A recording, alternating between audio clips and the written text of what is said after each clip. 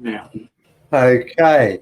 Now, in the spirit of Wiruchin, and for those who don't know, this was something Kano taught us way back at the very start, which is called black fella, white fella dreaming, which he solidly believed in all the way through. I think it's really important. The person we've got up next really fits into that category, don't you? Definitely. It's a lady, Valerie Barrows, who's a channeler, and I'm going to talk about that in a sec. And she met a spirit taken there by Uncle Jerry to carry on an incredibly important site, and has been channeling. One of the beings she's channeling is an original spirit, and that really does fit in with the idea of black fella, white fella dreaming. And what I also want, a point I'd like to make is that channeling is something interesting. And so far as until I met Valerie, I had no interest in it. None whatsoever, because it's the one thing from a scientific viewpoint, it's the one thing you can so easily manipulate for good and bad reasons. It doesn't matter. But what I learned with Valerie is something different. I got to know her as a person. And what I found out was that when you meet someone that in their character, you know, they can't be deceitful and they can't lie, then you listen again. And it's interesting, I listened again and then I read a book that she put out that she wrote called, was it Alcheringa? Yeah. And when I read that book, I realized, hang on for a sec, this is legit. And the reason we're prepared to use Valerie and also to use Leah is because after Valerie, I then opened my eyes up to a section of learning and knowledge gathering that for some people is real. And the reason why we brought Valerie on is simply because we're doing this story from so many different chapters that all fit into the same thing.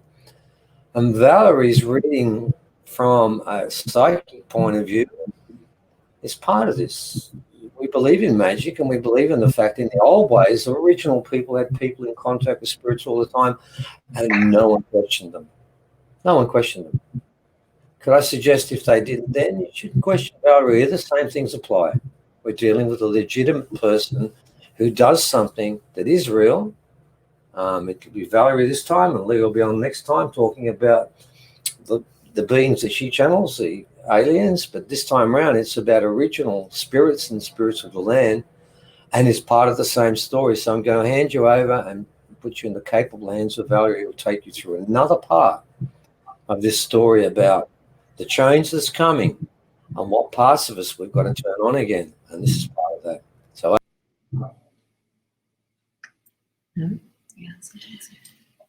thank you, Stephen. I'm very happy to hear you say all these things, because what I do is not readily accepted by everyone, only because I myself, when I first started, didn't totally understand it all. And so I am a channeler. I've been doing it for 39 years now, and I was called. I had a voice that called me, awakened me, and asked me to have pad and pen beside the bed. And I didn't worry. I must have had this inner knowing that I had agreed to it all, because I felt quite calm about it all. And I was told that I would be given messages from time to time. And learning too. It was almost like going to, shall I say, a university, in other worlds. And it was a very enjoyable experience, because I actually did always want to go to a university, but never made it. Anyhow, I learned a lot. So I can't say I know everything, but it is linked with a kind of dreaming, if you like. It is connected to consciousness that we have through our soul. But I'll talk about that more a bit later. What I've done, and I hope it's okay with everyone, I've just put together a whole lot of images. And that's not unlike actually what the Indigenous people do. They draw pictures on stone, and they always say there's a story that goes with it. And so that's literally what I'm doing now. And again, I will thank you, Stu and Evan, for inviting me to be part of this wonderful conference. And I thank Leah also for her patience, and from my friend Rose that's helping me with all the technology. And so I can start now with the first image, if that's okay with everyone. I am going to talk about my experience, and I hope that's okay. It's just that it's the only way I can express it or talk about it. It's my experience in that what I have come to learn and understand. So if you bear with me, I'll just begin the first slide, which is actually already showing, isn't it? Yes, so I don't have to press that one.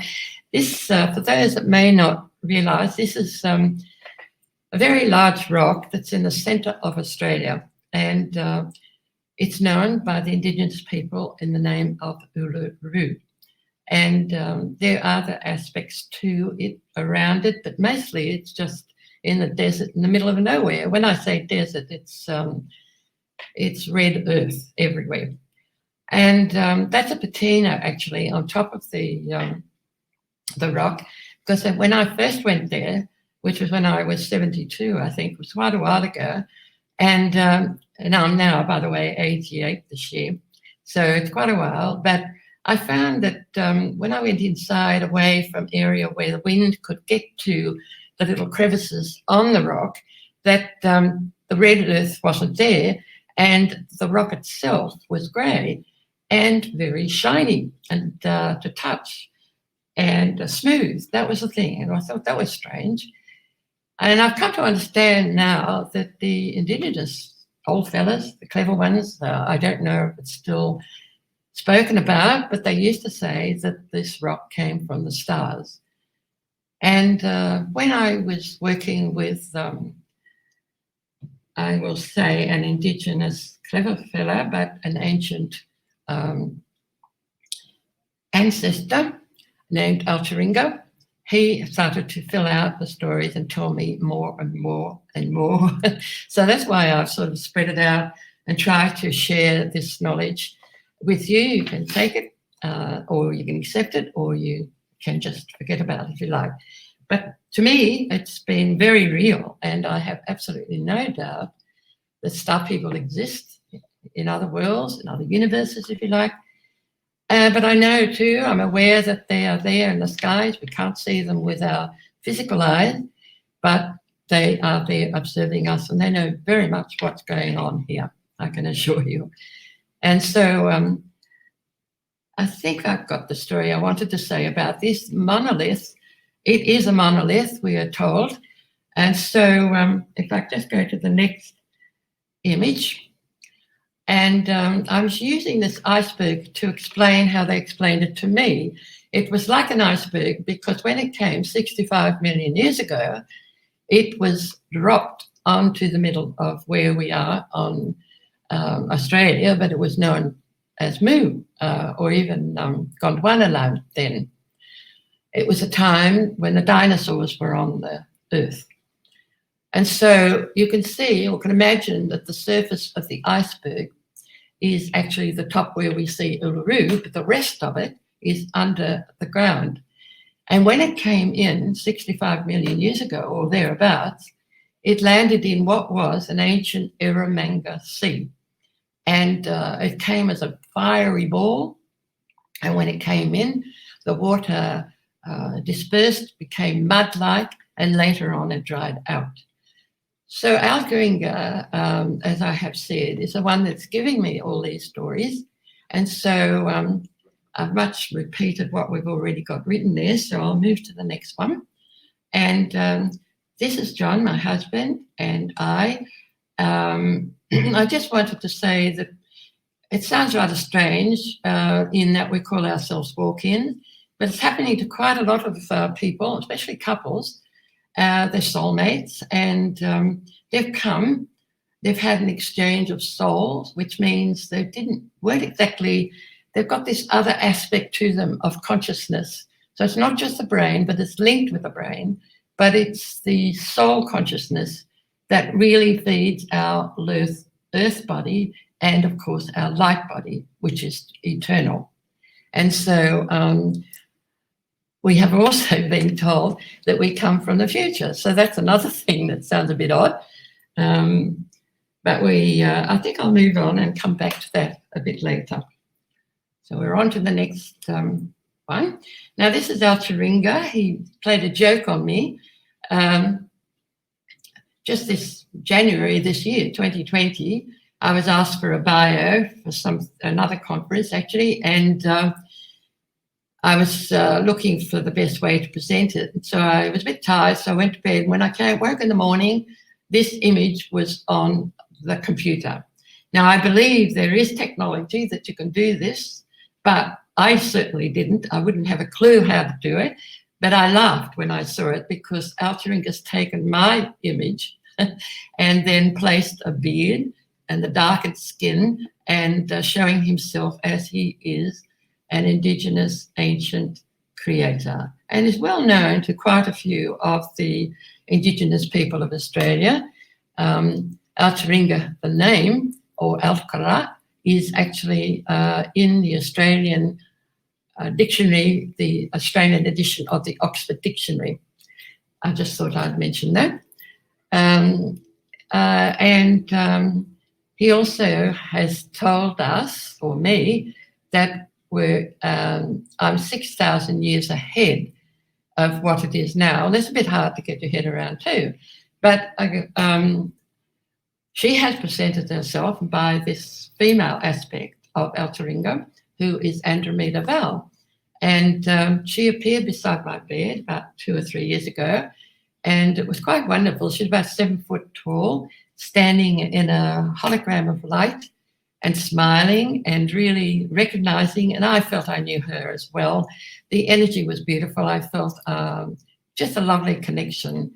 And so she's come every month, and we have it recorded, and she gives messages. She also invites questions. If anyone would like to ever ask questions, they're welcome to contact me on my email, and the address for that is on my website, which is just simply valeriebarrow.com.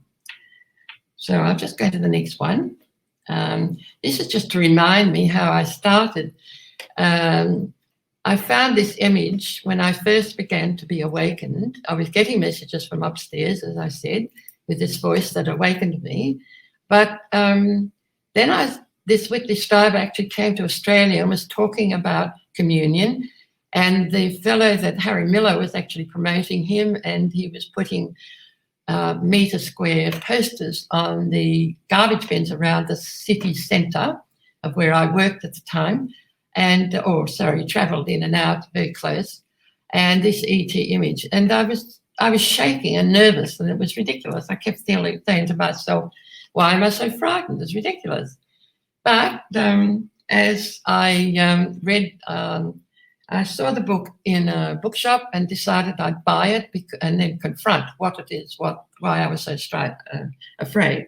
So I'm just going to another image, which is also written by Whitley Streiber, who went through a transformation, a real breakthrough. Well, I did exactly what he had done, and that was go to a hypnotherapist and see what was all about. It seemed to be another layer of consciousness that existed that was influencing me. And sure enough, that when I sat with the hypnotherapist, he helped me into an altered state of consciousness, and I realised that I had agreed to give cells from the earth body so that they could do tests and come up with cures and various positive information for the humanity that exists on this planet. So I actually, when I was under the influence, like under the sort of altered state with the hypnotherapist, I saw myself in a room that looked like a operating theatre in a hospital. I was on the bed, and then above me was a very bright white light, and I was surrounded by these little ETs, and I started to shake at first, really nervous. But then I saw another figure that was dressed in a long white robe, and just seeing that being calmed me totally. And I realised now, of course, I was being influenced with telepathic communication, was giving me thoughts and calming me and doing things which the star people can do. And they don't communicate by voice box. That's why they use people like myself around the world to communicate with humans here on this earth. Or you can just connect with them yourself with conscious to consciousness. It's quite a wonderful experience. I'd welcome and advise everyone to have a try at it, because we're all capable of doing it.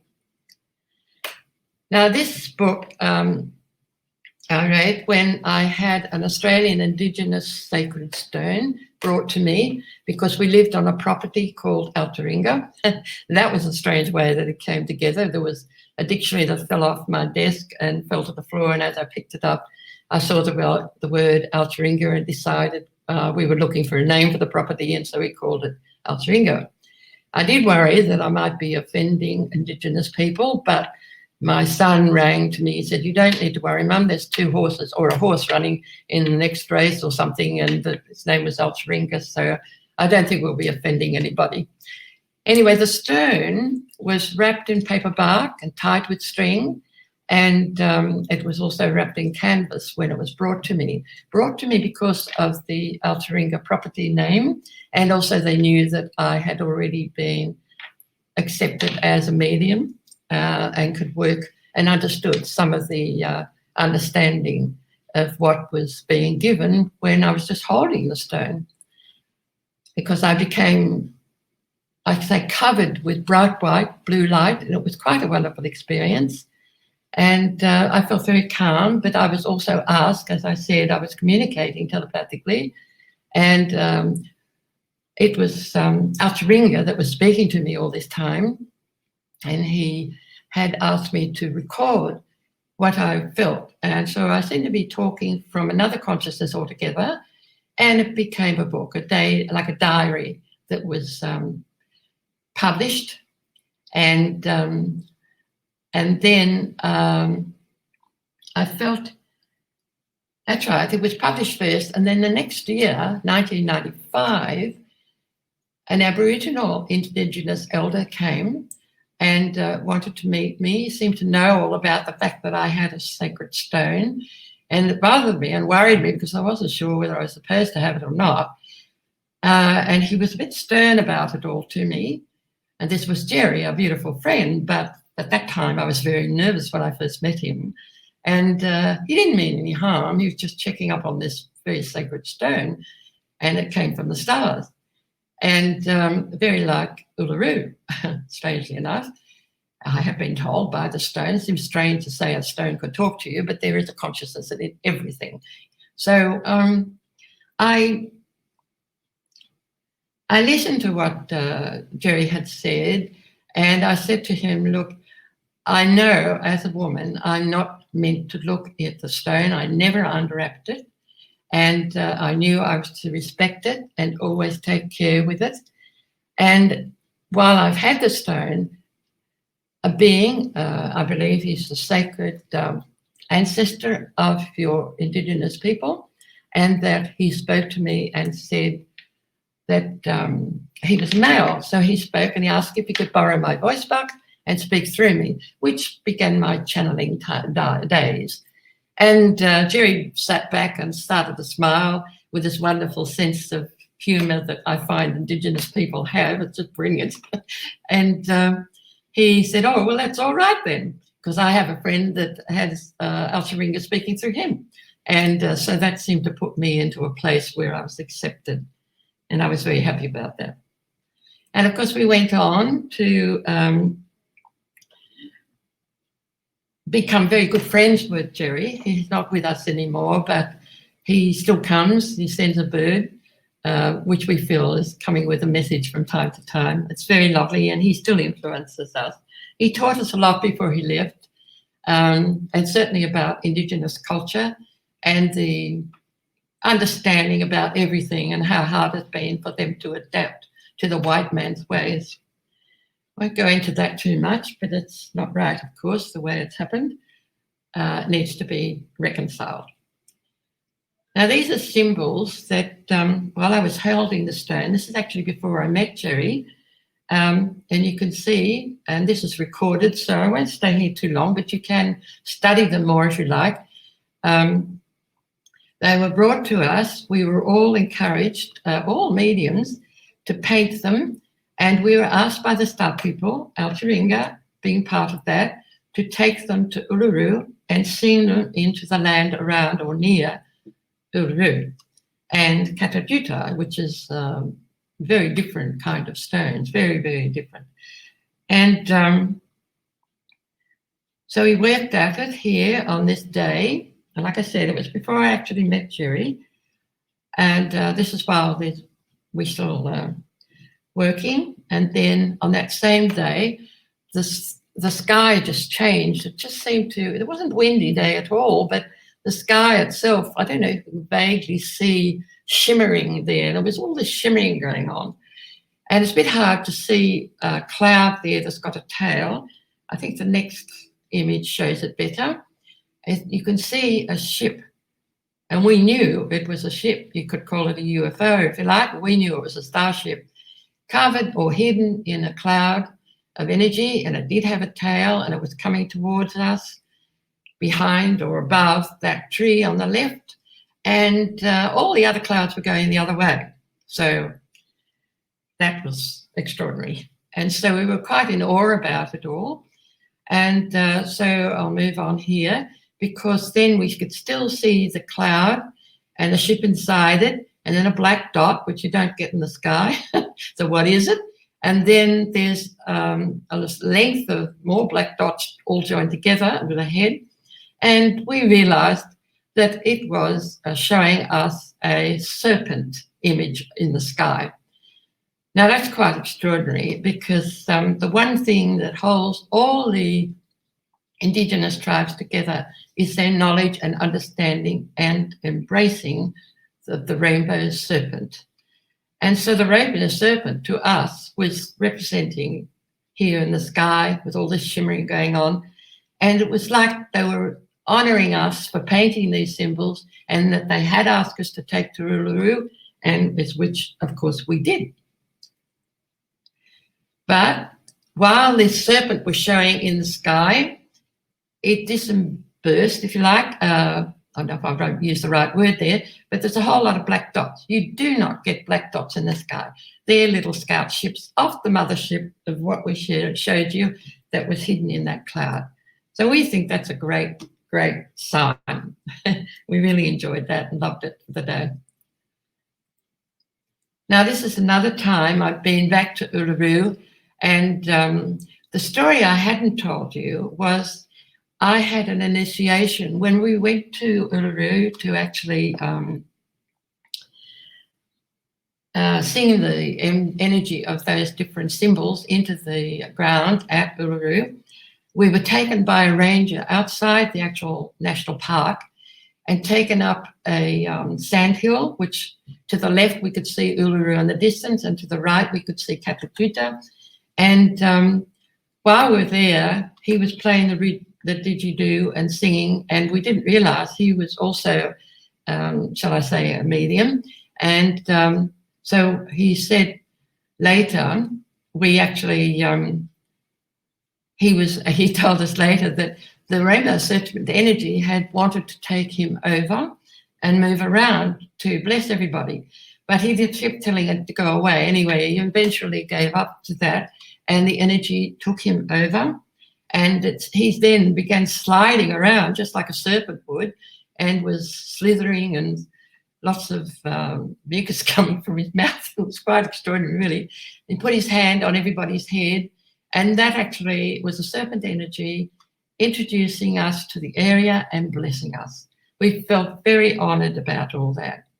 But at the same time, separately, I had sat down and I had my legs apart a little with a very thorny looking bush. I didn't want to disturb people and move elsewhere to stop that, so I left the legs parted. Then next thing I see this huge black form come 1, 2, 3 towards me and saying, white woman, close up your legs. And I thought, what is this going on? I had no idea what it was all about. And she repeated it again, and then started laughing, and I realised there were other women present with her laughing. And when I told this ranger later about it, after he had told us about the rainbow serpent energy and explained that to us, I told him what had happened to me. I forgot to say, she actually asked me to take off my stone shoes and socks, and and then she took me, my light body, not my earth body. I looked back, was still on the sandhill with the rest of the people, but I had been taken down to the waters at Mutitulu waterhole, which is tucked in the Uluru rock, and it's got these sacred waters. And she asked me to walk into it, which initiating me into the sacred waters that is beneath the Uluru rock, which of course was from, I realise now, from the Eramanga Sea 65 million years ago. Anyway, when I came back for another time visit to Uluru, I thought I'd go back to the waterhole and take a photo. I was looking at the heart. If you can see this beautiful pink magenta colour orb, behind that you can see there's a heart cut into the stone wall. That was what I was taking a picture, but I had actually called on Goolagala to come. And then I saw an eagle flying, which was no coincidence, a wonderful sacred eagle, and flying just above the whole thing. And then when I took the photo and looked at it later, there were 7 rainbow orbs, plus the 8th one, which was the magenta one, which I've come to understand too, is the 8th sister who had promised to return to the planet Earth. She would come back. She said she would come back, and the 7 sisters would come back, and also at a time of change. And that is now. This is what the dreaming stories that the clever fellows are telling now, to say that there is change coming, and because everything is held in secret, because it's initiated and can only be released when the time is right. The time is now, and they are sharing it, and it is the time of change. I'm not repeating it exactly the same as the Aboriginal people, but it is, and it's recorded, will happen in December 21st, where we hope to go to Uluru, but that is in the hands of the gods. But it's quite wonderful, and I find this image that was given to reaffirm that that is all to take place for me as a messenger, because I have this place to play to help the story to come out and for others to hear it. So I'll just move on now to another image. Sort of going. What's happening? I'm sorry, we've got a technical problem here. There. Now this is Uluru, taken from outer space. Wheelock was the photographer, and it was NASA that has taken it. So you can see it's landed there, and it looks like it's fallen into water. That's why I put it there, because it's so a symbol of what had taken place, as we have been told, 65 million years ago. I will say it's not officially accepted that Uluru is an asteroid, but this is what Alcheringa keeps telling us. So I think it's like a bigger picture, because you can imagine the impact crater it would have. It is massive. And while I'm talking about that, I had a visit from Alcheringa a few years back, and he was sitting beside me. I couldn't see him, but I knew he was there, and he was prompting me with words. There was a communication taken between 2 people, and he was prompting me to research something, this and search that, and it was giving me the story of Uluru and its impact crater. Well, that is on, if you search for it, it's on my website, and it's very scientific in the way it comes out, and it's very believable, but it's clues for the scientists, if they want to care to really study it and draw from it and see the bigger picture, that yes, it did come from outer space, that it did come by the Leonine race, which I'll talk about a little bit more. And I mention this because I've just come to realise there's a big reminder in August about the Lion's Gate. We've been celebrating since 1988, which is the 8th of the 8th, 1988. And it's really been very strong this year. But not only that, I realised the original one was the Lion's Gate that came to Earth back 65 million years ago. So this is the story when it first started. The Leonine people, they look very human looking, and they were asked to come by the hierarchy because they had to destroy the dinosaurs. They didn't want to, and they didn't like doing it, but they had to because they were destroying the atmosphere and the bodies of the dinosaurs, which were very huge, we know that. They couldn't die back into the ground and fall back into the earth. They were taking too long. So it was all affecting the atmosphere so much.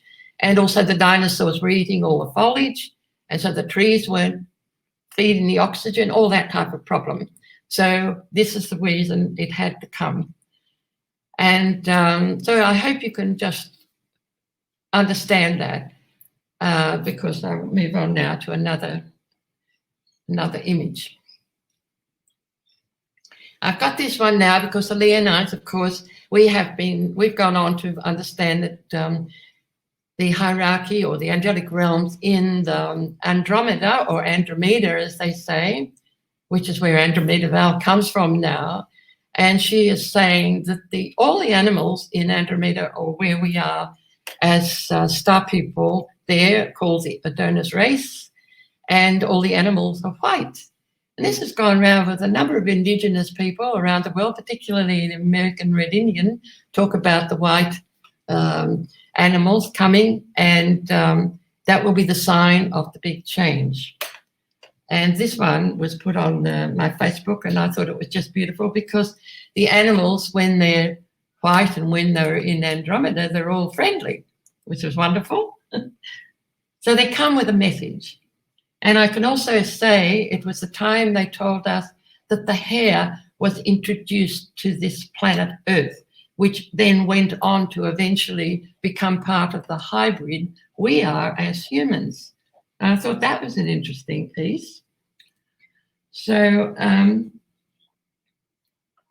now I'm just showing you this. These were some of the images that have been drawn on rocks in Kimberley ranges, and it's a note there. It actually, it was written and described. There's a much bigger story about Lieutenant Grey. I'm mentioning it because my husband is actually related to Lieutenant Grey. His name is John Winford Grey, Grey Barrow. Sai Baba, the avatar of Earth, is also, I met him first in a esoteric bookshop. I was just walking past thinking, I think upstairs wants me to read something. And I heard this terrific bang behind me. It went to the floor. I thought the shelves had fallen down because it had only been opened. Anyway, it made such a big noise. I picked it up, and there the book was introducing me to the holy man, and it was written by a psychiatrist. And then now, of course, I work with the consciousness, which is very linked with psychiatry. And Sai Baba himself actually, and I felt that he was calling me and that I needed to go to India, which did happen, to meet him. And that was a wonderful experience because it was a being on Earth and I could see him. He presented me with this beautiful green ring. It's a diamond. And later, after I experienced this wonderful introduction he called me. There's thousands of people at the ashram, but he still called a woman alone, which is very unusual, and presented me with this wonderful green ring.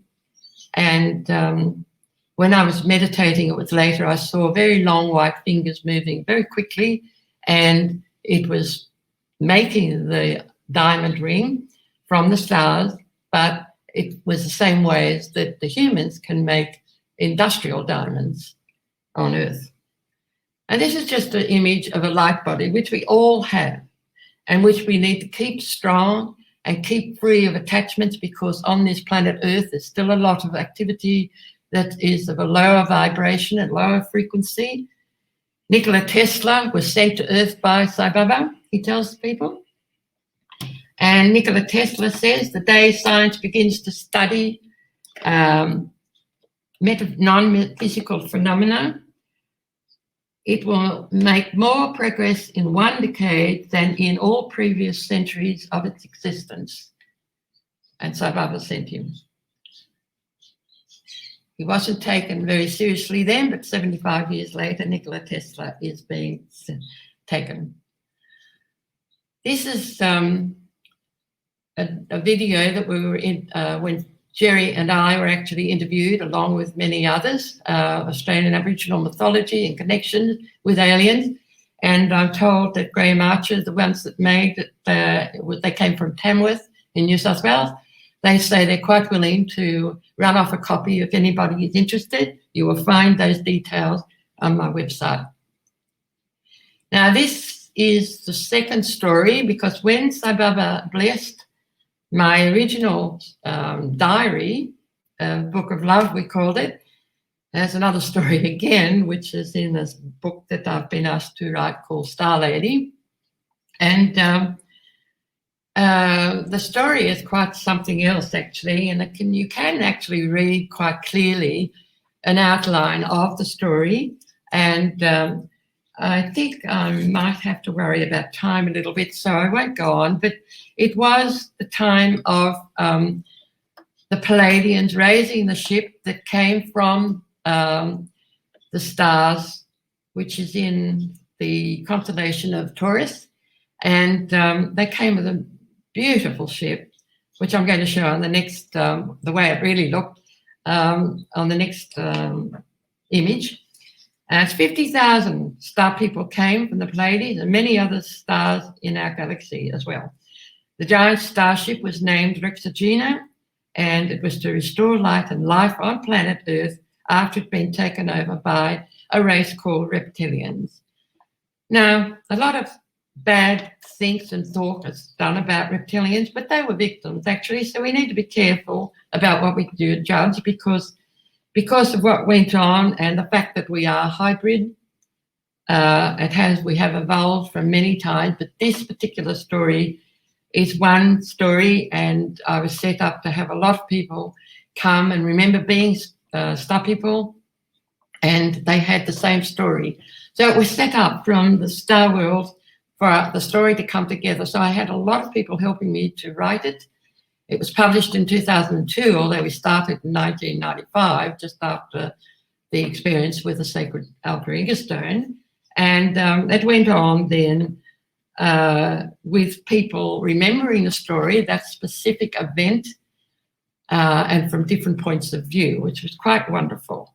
And so I did have people helping me to write it and present it, edit it, and it's been republished now. So it is there's the wonderful ship that came, but it was attacked and destroyed, and all the 90 people survived, and they were left on the Earth. And it was very strange that when John and I went to India, we thought we'd wanted the avatar, Sri Satya Sai Baba, to bless the manuscript, hopefully, although there are thousands there. And he did come and he did bless it. And it was at exactly the same time. We didn't even think we were going to get there because not many planes were flying. And that was exactly the same time as 9/11. It was almost like a replay of a similar story. It was extraordinary. This is what the ship looked like in reality. And you could see that there was Star Wars and long before, and all this was taking place. This place, Earth, they said from Andromeda, has been created by them and to replace another planet that existed in exactly the same place in the solar system that had been destroyed with wars.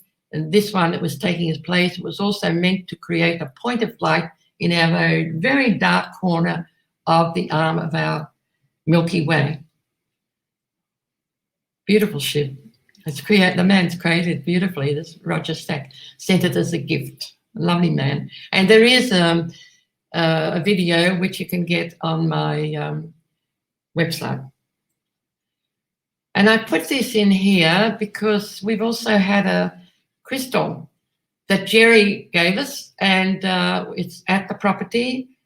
Jerry was in our lives a lot. And when we blessed it, we did the ceremony, and you could see a faint blue line going, which actually went out the front door, front gate, and went on and continued to Uluru, which Alcheringa said the property and the area of Canyonleigh was connected to Uluru. And then on from there to Giza, the pyramids in Egypt. So you could see a dash of gold there in there. It was quite wonderful. This is another one of that sacred Alcheringa crystals, completely white there, and another showing of the destination going out through the front gate to Uluru and to the pyramids in Giza. So all of this has a story to the glyphs that we're coming to, and that what Stephen mentioned at Kariong. This is the entrance to Kariong Tomb. It's a bit harder to get there now, so there's been a slight movement. But you can see that's the entrance on the left. And that's me pointing to a glyph that looks like a star. Couldn't help myself. And then there's other glyphs. There's about 250 to 300 of them. And you can see different angles. There are many other people that have been and taken photos. You can actually search on the net for Gosford glyphs, and you'll find all sorts of things available, including more images on my website. And this one in the middle, below my image, is a star people, we felt, was the story about pregnancy, carrying children, and then a robot that was blessing and connecting it to the source of all creation, which gave it the energy of love, compassion, and a light body and soul. So it's a missing link in a way. That could be debatable. But, you know, whether we were created or evolved from an animal, both are right. This is the story that was the big change for humanity. It went on and changed more as we went on. This story that I'm talking about that was blessed by Sai Baba, that came and was destroyed, but still happened to help the humanity on Earth from slavery, and also being offered as to the gods, shall we say, to be destroyed. And it is a missing link, I'm quite sure, but people can think about that if they want. From creation, from evolution to creation. This is just a map of where the cosmic glyphs are, and that can be checked on your on the conference records. This is the grandmother tree, and the Jerry told us was a very sacred tree, and had been held as a guardian to all that came to these glyphs, where we've been protected for so long. We're not sure actually if it was 900,000 years ago, but certainly the glyphs are protected. The Aboriginal people knew they were there. They knew they hadn't drawn them. They said Egyptians and Phoenicians had come. And but so that was about 6,000 years ago. It's a very interesting site, and it needs to be protected. This is a cleft as you come from the rear. It's a different entrance, if you like. I do have a reminder now, I'm not sure if I've got time. This is where the Gosford Kariong glyphs are, and our dear friend, Aboriginal elder Jerry, was the one that brought us to the site. And there were 7 others of us. We're about all mediums, and we all had that feeling the stone, the rock, the energy, everything about it.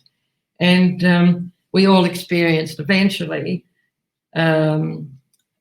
knowing that we were star people. And in the story, if you read the book, and Alcheringa, when the first ancestors were created, Jerry, myself, another lady, all experienced remembering the terrible thing that had happened to our beautiful mothership. It happened without us knowing the full story, but it began the whole story to be released and eventually written. So Jerry was very much part of that. We loved him very much, and John and I are very, very close to him. John used to joke and say he was his black brother, and of course it was the opposite from Jerry. The day that happened was the 10th of the 10th, 1995. And so I'm going on here, just getting a bit concerned. I'm talking too much. This is a corridor. This is what happened. But at another time, there was said to be a roof over it, and it was entrance to a tomb. And this is another story that exists there. Alcheringa had said to us that the stories, he did channel while we were there. Jerry did ask, do you think he would talk to us while we were there, visiting it there for the first time together? And I said yes, because he's already said he's going to channel and willingly waiting for a long time to talk to us. And so he did, and he did channeled work that is recorded on my website, on the homepage. And we all related to these glyphs. We could feel different people could felt different stories, but for us at that particular day, it was the memory of being star people. It's quite a, I think a compass won't even work there. There's many things about it that don't make sense. And other studies have been done with Stephen and Evan from a scientific point of view, and they've gone into areas just here as well, and also went into tunnels that exist underneath what we're looking at now. And there was a smaller man that was came enough to go in and came back, and you could see and feel and know that that was the real tomb that was built in the first place 6,000 years ago. It was BC at the time that it happened. So Stephen and Evan have done a lot of work on this, and so has another tribe. We used to call ourselves a tribe because we were all new, we're coming together and sharing. With my work as a medium and talking about star people, I mean, it's not even officially accepted that star people exist, but I can assure you they do, and as many people on Earth can remember being from the stars. I wanted to say to Stephen and Evan, actually, Auntie Minnie Mace just rang me just before all this started. My goodness, it was such a surprise. But it was one of what we would call a sign. She's behind us because in the same site, Auntie Minnie is an Aboriginal lady, a very clever lady.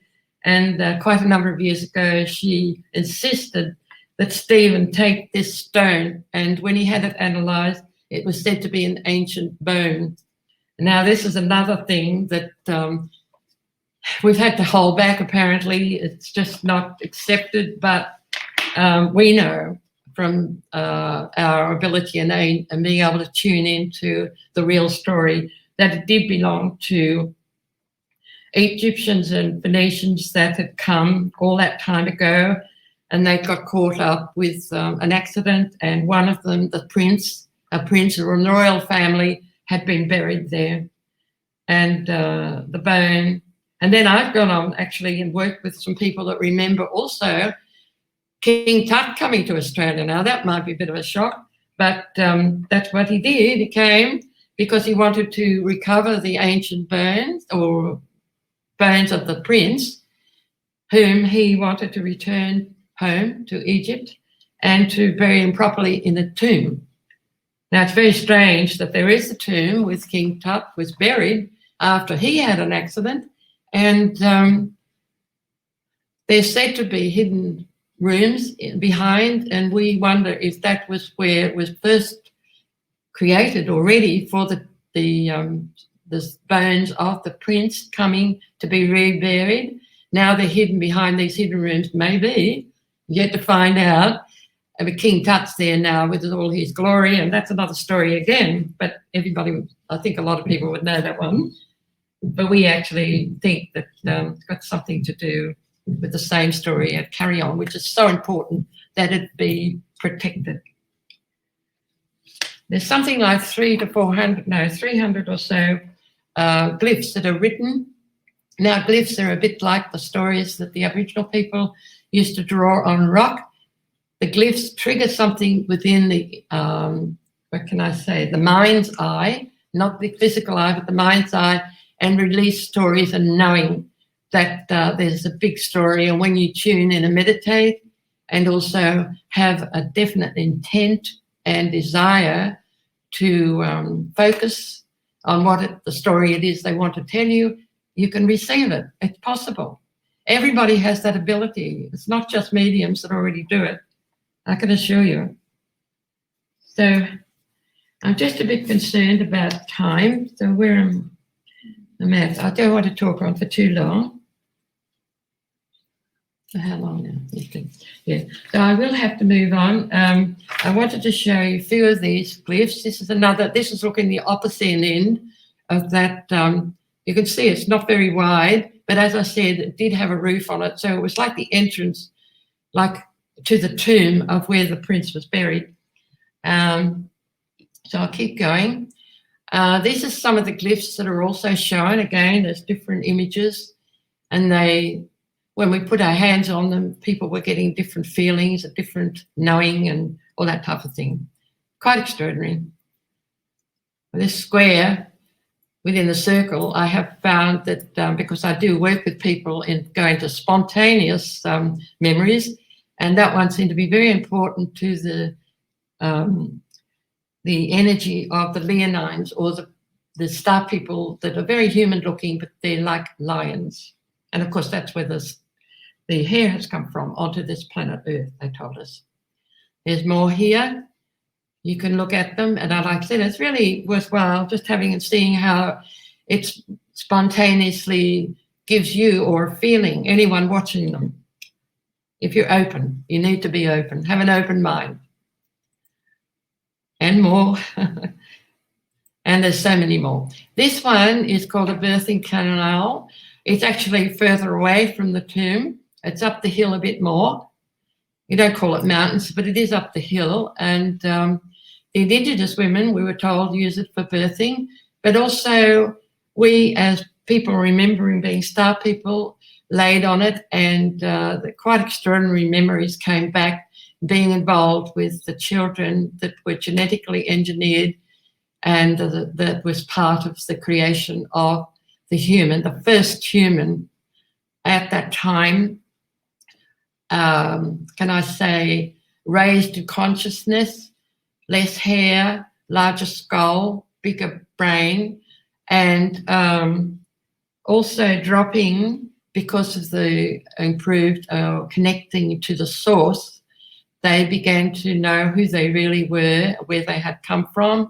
Jerry said his grandmother used to point to the seven sisters in the sky and say, that is where our ancestors came from. And we know, with this story that's been given to us from the star people's point of view, that it is actually real. It's a very real story. And from the star people's point of view, telling the story, it has a lot more detail.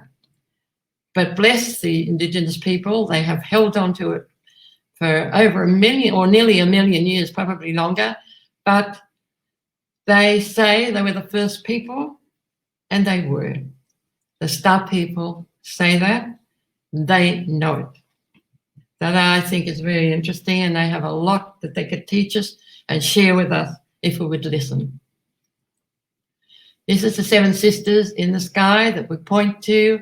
It's part of the constellation of the Taurus, and of course the bull and the cow is held sacred in other places. And Jerry, as I said, his grandmother pointed there and said that is where our ancestors came from. And there are other Indigenous people have a similar story also related to the seven sisters from the Pleiades. This is a group photo that we had when John and I were still at the property at Canyonleigh, which is in the Southem Highlands in New South Wales in Australia. And these people, all of them, without exception, even the little ones, they're adult now, and they could remember being star people. This was back in 2002, so that's 18 years ago.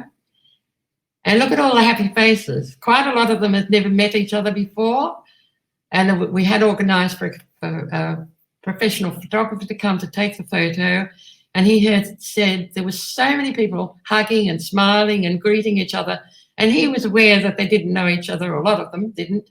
And even the ones that some came from the reptilian side. It was the goodie and the baddies, if you like. But everyone was happy. No one's making any judgments. Everybody really enjoyed being there because, as Alcheringa said, it was an energy line connecting to Uluru, which we're all going to hopefully in December, and also on from there to the pyramids and the star people. And the Sphinx, of course, is another Lion's Gate. in Egypt.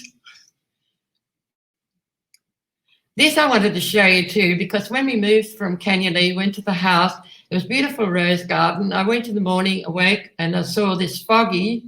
Thought, this is strange, it was odd. So much spider web, and I thought, hang on, something funny going on. So I took photos, and even the photo camera started clicking by itself. So it was other people helping me from upstairs. And it showed this, actually I had a few others, and there was a gradual appearance of this line of magenta colour, which is exactly the same colour as Goolagala, the black giantess, had presented herself to me at Uluru. And here she was again, saying hello at this place we just moved to. And there she is as the 8th centre. She said she has been holding the energy as the 8th sister coming from the Pleiades all that time, although she lives at Mount Warning, which is Wollumbin.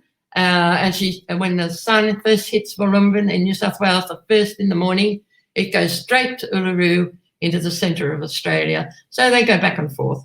And the waters, of course, are very sacred because of the Eramanga Sea and the way the Uluru came from the stars with the energy of blessing the planet and raising the energy on this earth. I wanted to share this. This happened long before actually I received the, it was when I just got the Alcheringa stone left with me. I didn't know a lot about it at this particular time. And there were 2 mediums that came. They were holding the stones. They were both mediums. They started channeling Alcheringa himself, and he was telling them about Uluru and being from the stars. We had lit a very fat candle, and as he was talking and telling us this story through these other mediums, the candle burst into flame, and it wasn't in danger because there was a glass there, and there was no danger. And we were just in awe, actually, the way it was burning, a huge ball of light. And it was symbolising the asteroid, the planet coming into the planet and landing in the Eromanga Sea, which I came to understand later. But the wax rolled out from the stone, the candle, and then it looked, when you realise it, it looked just like Uluru. If you go back, I'll show you this one, this next one. And remember where it's going near the oyster, what am I saying? The saucer, interesting, flying saucer, we'll say. It's actually there, and just how close this is as well, this part. I don't know if you can see my finger, but the back part of it, and then the shadow on the division. I'll just go back to what I'm showing. See this here. So the shadow colours that more, but in Uluru, it is rather like that. It's quite extraordinary. So what they were doing was showing us in a very significant way that, yes, Uluru had come from the stars. And I had just plonked Sababa's photo there without thinking, really. I was just put it there. So we're back to the, this is taken by our friends that lived at the base they ran one of the motels that exists before Yulara. And they used to take tourists back and forth all the time, and to understand. Of course, at that time, the Indigenous people were around and share the stories and that type of thing that was happening. But you could see the way this was taken from the sky, from the plane, actually, it was coming in, one of the smaller planes that had come from Alice Springs, I think, and were landing with some tourists, and they were going to stay overnight. And these people, Jan and Bob Wright, have told me their stories, and they've got some wonderful photos to share, which they have allowed me to download and interview them. And that is on my website also. So if you like to search, you can read about Jan and Bob Wright that lived in that area before Yulara and the bigger tourism operated, or the park for that matter, was all before then. It was just when this was just a rock sitting in the middle of nowhere. And of course, Katajuta, when the rock, as you can imagine, the Uluru coming in as an asteroid and hitting the Earth, As I said, it landed in the Eramanga Sea, and that was pushing, it landed right into it was a shallow sea, the scientists say, and it pushed the base of the Eromanga Sea forward into the mounds that have become Katajuta. Now, they're very special, but they're very different rocks from Uluru. They're nothing the same as rock at all, and yet they sit beside each other. And there is an ancient, and I can't think of it, but if you read my scientific attempt, well, not attempt, actually, Uluru was giving, Alcheringa was giving me the story all the time.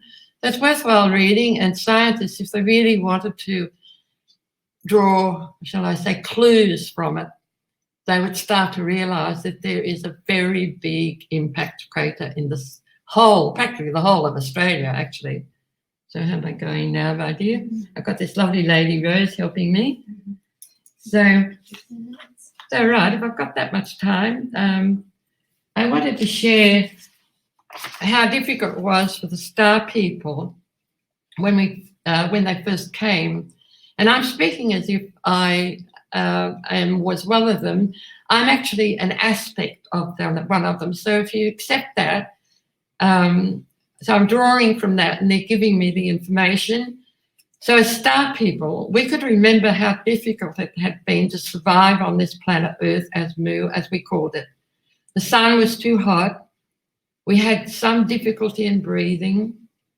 We could never return to the 8th planet of the Pleiades. You can imagine how heartbroken we were and how upset, because there were 50,000 people on the ship and we'd lost all of them. They died, but only 90 survived. And that was at this end of where our hemisphere is. The new babies that were born to the star people could not survive. So we tried to make genetic changes to assist them to survive, but without success. We then used, because the energy just wasn't, it was too heavy, even for them, the new ones. The upstanding ape-like creature, which was what we were, all of us as humans, before we had been blessed with this light body and our soul.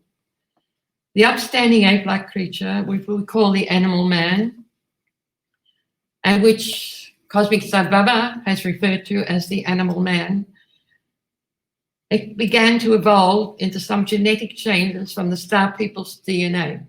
Now, this is the secret about what we are all about with, I have the notes. No, that's where am I? I've lost my notes. Sorry. Sorry, where have I written it? Where the heck is it?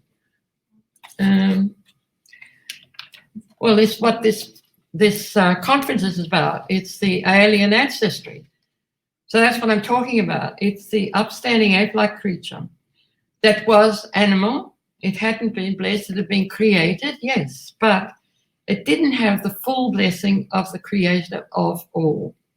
And so with the genetic changes that came from the star people, the evolvement of the human had less hair, stronger lung system, larger heads, all with permission from the source of creation, which is, we can say the God source, but so many people, so many things have been done in the name of God, we don't trust what that is. But I can assure you it is from the source of the creators. And the children were called the chosen ones, and were the first to be blessed with the soul and the light from the source. These children were the ancestors of the Australian Aboriginal race, the first race.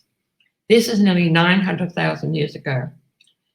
And we have a source where it can trace back genetically and scientifically to 800,000 years. But when you try to prove that light existed with, say, a skeleton of bone, it's very hard to. So it is there, and I can assure you, and it is part of our human race evolvement.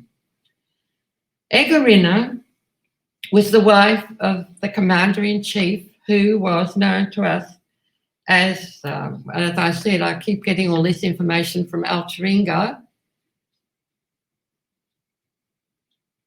but he was destroyed. He actually was called Alcheringa, and was a little bit more evolved, but very similar name, who was still known to the Aboriginal people.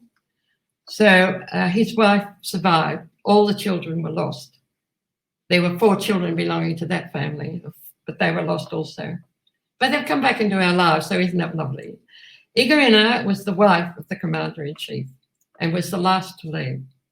She promised to return and is referred to as the 8th white sister. Now, this is as I said, I am just an aspect of that, and that's why I have come at this time to tell the story.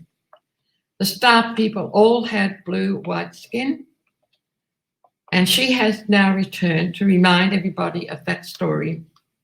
It is the true missing link of the evolution of the Earth man raised to being a light as the Hue man, Hue meaning light, Hue race, the human race, right? And it's gone on for further, shall we say, raising and up in evolvement in the past 900,000 years ago. There's records of that. There have, at a time, our planet exists at the moment in just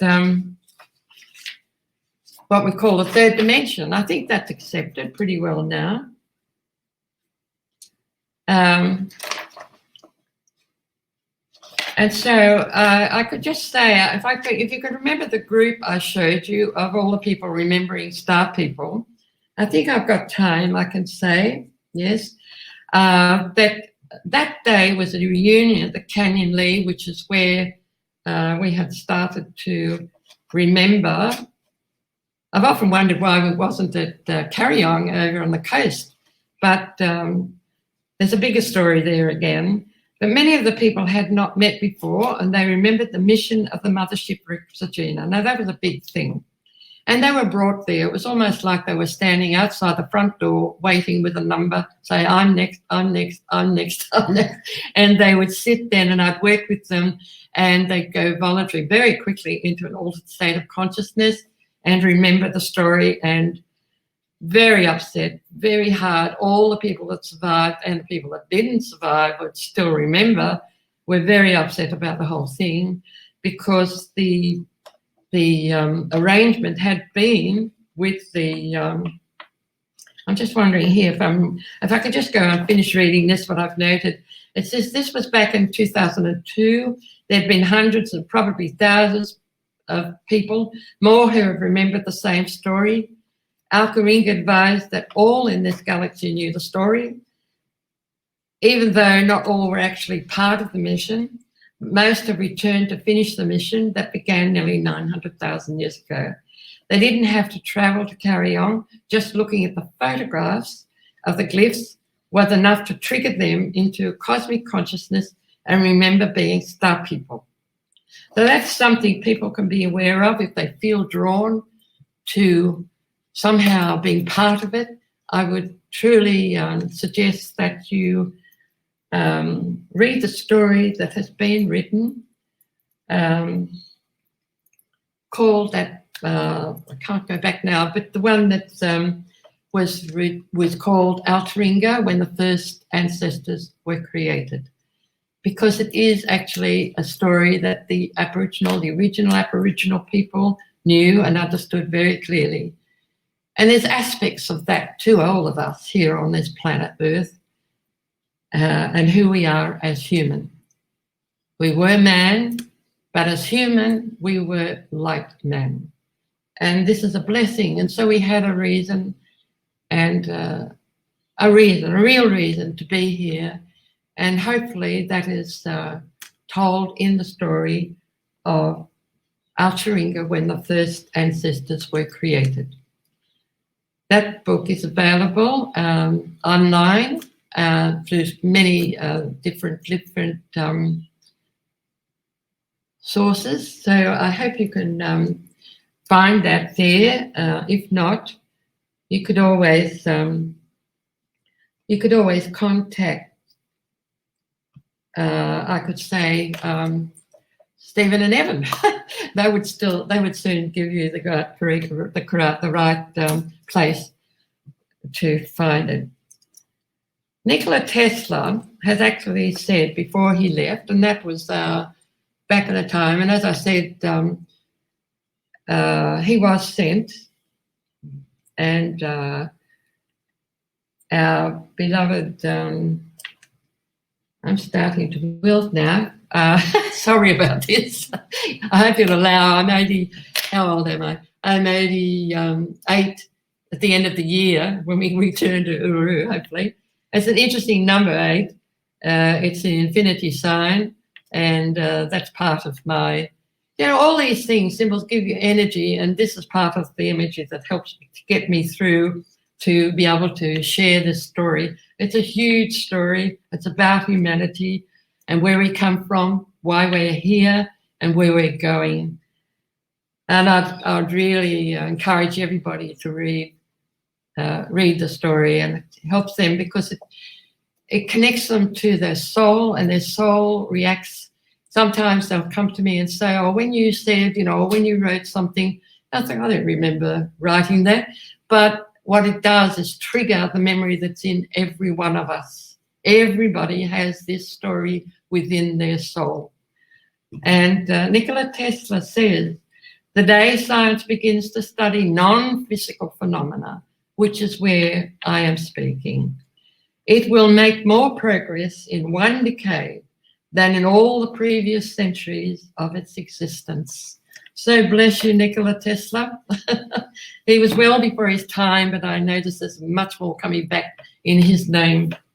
And so I need to ask if there's anything else I can say. What time we got now? So, yeah? Where are we?